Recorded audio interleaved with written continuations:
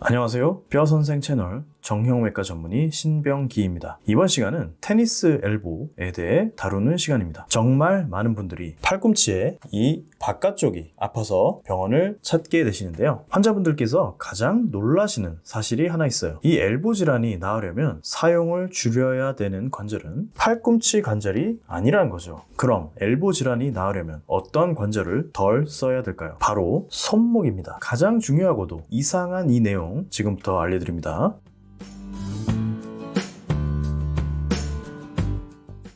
팔꿈치 바깥이 아픈 테니스 엘보, 정말 고생 많이 하시는 질환입니다. 한번 독하게 걸리면 잘 낫지도 않고 어렵게 치료가 됐다 하더라도 열심히 사시다 보면 어느샌가 또 재발해 있죠. 그렇다면 이 테니스 엘보 치료의 가장 기본이 되고 중요한 부분은 무엇일까요? 딱 하나인데요. 잘 쉬는 겁니다. 그냥 쉬는 게 아닙니다. 하지 말아야 할 동작을 줄이면서 잘 쉬어야 된다는 거죠. 그러면 증상이 호전될 수 있습니다. 그렇기 때문에 엘보 치료 중에는 심지어 wait and see, 즉 기다리고 지켜본다 라는 치료가 공식적으로 존재합니다. 그냥 지켜보는 건 아니죠.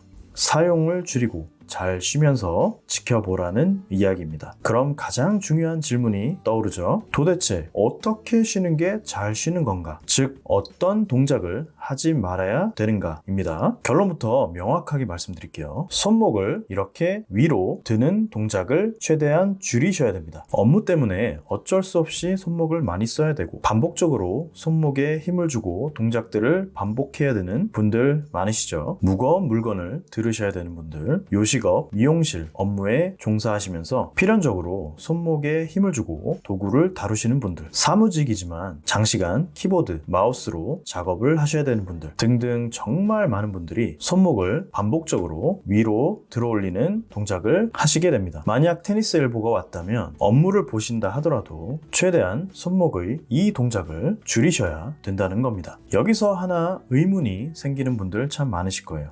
병 이름부터 엘보, 즉 팔꿈치 질환인데 팔꿈치를 안 써야 되는 거 아닌가? 왜 의사는 손목을 쓰지 말라 그러지? 상식적으로 생각했을 때 당연히 궁금할 수밖에 없습니다. 그 이유에 대해서 알려드릴 텐데요. 이를 이해하려면 정확히 엘보 질환이 어디에서 발생하는 질환인지를 아셔야 됩니다. 자, 이 그림을 보면서 좀 설명드릴게요. 테니스 엘보가 발병하는 부위는 바로 여기입니다. 팔꿈치 바깥쪽에 근육과 뼈가 연결되는 부위죠. 신체에서 이렇게 근육과 뼈가 연결되는 부위를 건 또는 힘줄이라고 부릅니다. 테니스 엘보 질환은 여기 보시는 이러한 근육들이 반복적으로 과도하게 움직이면서 힘줄에 미세한 손상이 생기고 그런 손상들이 누적되면서 발생합니다. 그렇다면 이 근육들은 도대체 우리 몸의 어디를 움직여주는 근육들일까요? 이 근육들이 붙는 끝 부위는 바로 손목의 뼈예요. 이 근육들이 움직이면, 즉 이 근육들이 수축하면 손목의 뼈를 잡아당기게 되고 결국 손목을 움직이게 한다는 거죠. 테니스 엘보 질환을 만드는 근육들은 공통적으로 손목을 위로 잡아당기는 역할을 하는 근육들이에요. 결국 손목을 위로 올리는 움직임을 과도하게 반복적으로 하게 되면 첫 그림에서 보여드린 이 부위에 문제가 발생하는 거죠. 물론 이렇게 손목을 쓰지 않는다는 것은 현실적으로 쉽지 않습니다. 왜냐? 상당수의 엘보 환자분들은 35세부터 55세까지 한참 사회적으로 일을 많이 하고 계신 분들입니다.